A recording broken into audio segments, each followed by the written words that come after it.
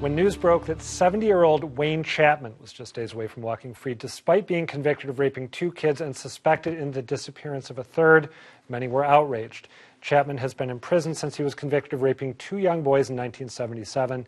He was sentenced to 15 to 30 years in prison for that crime, and after he served that time, the state had him civilly committed as a sexually dangerous person. But a few months ago, 2 so-called qualified examiners working with the Department of Corrections deemed Chapman no longer sexually dangerous, which automatically triggers his release under current state law. Although there is no official avenue for appeal, victims advocate and attorney Wendy Murphy filed a petition on behalf of the victims last month, arguing the state's highest court should keep Chapman from walking free. A single justice denied the petition, but that decision is now being reviewed by the full Supreme Judicial Court. And now Chapman is also facing new allegations of sexual misconduct after he was charged last week with indecent exposure while in prison. I'm joined now by attorney Wendy Murphy, along with one of the victims she's representing who wants to go by just his first name, Bob. Bob and Wendy, thank you for being here. Thank you. Bob, let me start with you. Sure.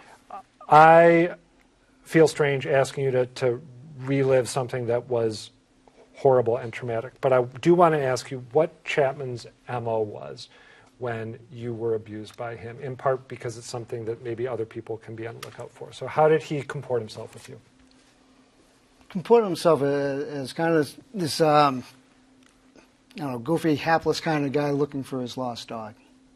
And so we asked we'd help him find his dog, and we agreed to do that. And that's, that's his MO, This poor guy looking for his dog, and that was the story he used. I should not be surprised by that, but there's something about playing to the desire of kids to help.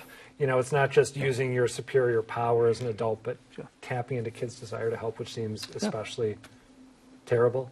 How old were you? 11.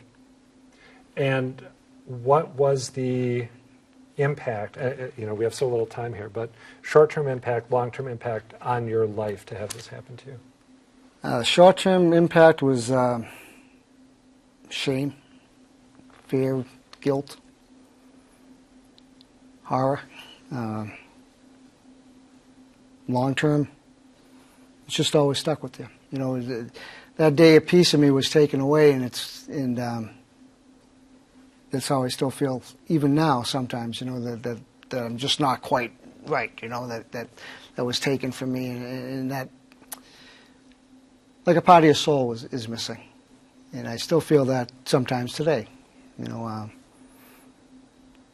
I still, now with everything in the news and him coming up to court, I feel those feelings again, that when I was 11 years old, all that shame, the guilt, the fear, the remorse, the anger, mostly the anger, but knowing that there's a good chance that he's not going to get out of jail now, I'm feeling a little bit better, and that's why I agreed to come on and speak with people like yourself, is in the hopes that other people can find it in themselves to be able to speak up when things like this happen to them.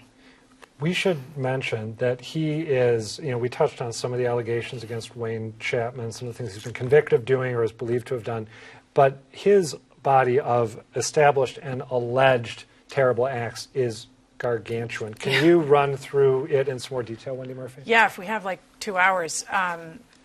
Just what he has been convicted of, the number is 11 little boys, and that's in 3 states. But if you combine that with things he's admitted or confessed to, you get up to 11 states. And we know that he's been a suspect in the disappearance of Andy Puglisi from Lawrence, but he's actually been suspected in 4, the disappearances of 4 little boys who are presumed dead. So this is not a man who one time put his hand on the rear end of a child. This is a man who was predatory from a very early age. By the time he was 12, he'd already been charged with 4 different offenses against 4 different boys. That was in Pennsylvania.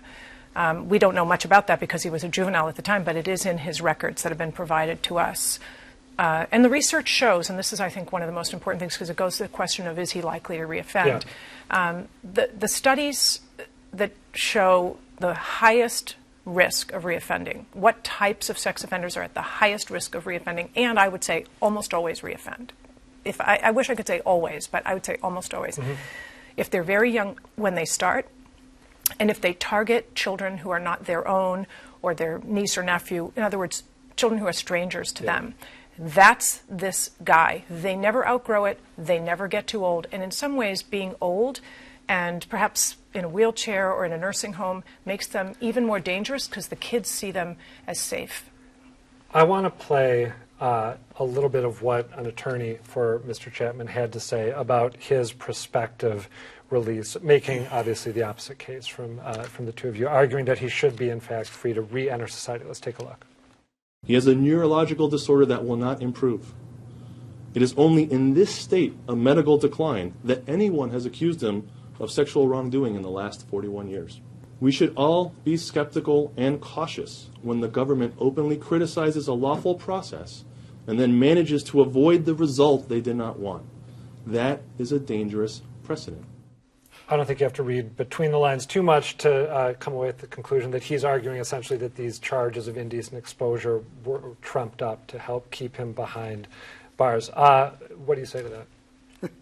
I don't think they were trumped up. I think he doesn't have anything else to stand on. I mean, his record speaks for itself. So well, there are no children behind bars, so we know he hasn't been able to molest children behind bars. But this idea that this is new and trumped up is silly. I've seen some of his prison record. He's done these sorts of things before in prison in terms of lewd and lascivious behavior. Look, it's not just indecent exposure, which is to say he pulled his pants down. There's, let's say, more self-contact involved, and that was not his first offense. The notion that somehow that makes him safe because this offense was a certain type and not another type, I think is outrageous. And then, look, at that same press conference where that attorney made that point, there was a Dr. Plowd also making comments, and he said, when directly asked the question, if this guy gets out, would you let him live next door to you? And he said, no. And both of the qualified examiners in this case, both qualified examiners said if he gets out, he should be nowhere near children. If he's not safe to be near children, and the only victims he's ever picked on are children, when did he become undangerous? I mean, how do you even rationally come to that conclusion? If he shouldn't be near children now, why should he be out at all? The governor is talking about creating life sentences for serial child rapists. He's also talking about creating a 5-member review board that would take the place of these 2 experts who are supposed to evaluate whether someone is safe. From your vantage point, Bob, as a victim, do those sound like good moves to make? The life sentence one certainly does, yes. 5-member panel, I don't know where they're going to get him from. Are they going to come from the same school that thought that the 2 experts that just said he was okay to be released? I mean, I don't know, but life sentence sounds appropriate to me. I don't like what the governor proposed for a couple of reasons. I mean, I don't dislike the concept of life sentences. I don't dislike the concept of some kind of judicial review of these qualified examiners.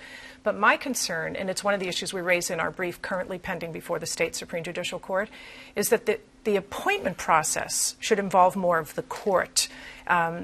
In this case, the 2 qualified examiners were self-appointed by their own company, and it's a for-profit company. That's just bizarre to me that mechanism could exist. Crazy. Yeah. So I don't think the governor has taken it far enough because he hasn't proposed a change in how the appointment process works. But the Supreme Judicial Court, in its 2009 Johnstone decision, which supposedly allows these 2 QE reports to be dispositive, they said the appointment of the qualified examiners must be done by a court, and for good reason. You want it to be objective and fair and have some oversight. I want to give the last word to Bob, just briefly.